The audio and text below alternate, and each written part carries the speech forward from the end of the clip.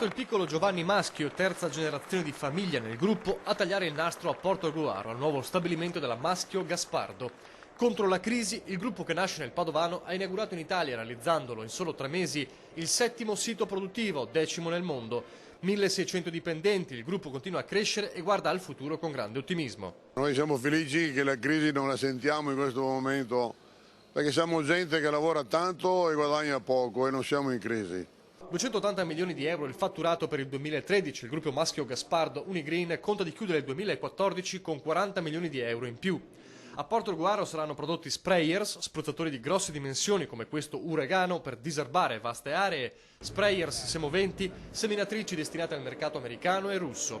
Una crisi vinta grazie all'export che nel gruppo raggiunge l'85%. Non si può fermare un imprenditore che crede, non si ferma. Io non mi fermo mai perché fa parte della mia nascita che bisogna credere e continuare a investire.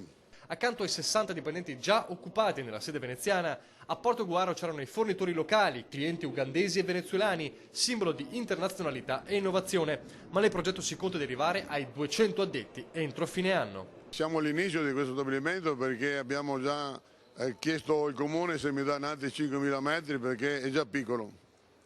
Quindi abbiamo una grande fortuna di essere in questo paese meraviglioso che abbiamo una grande possibilità di crescita.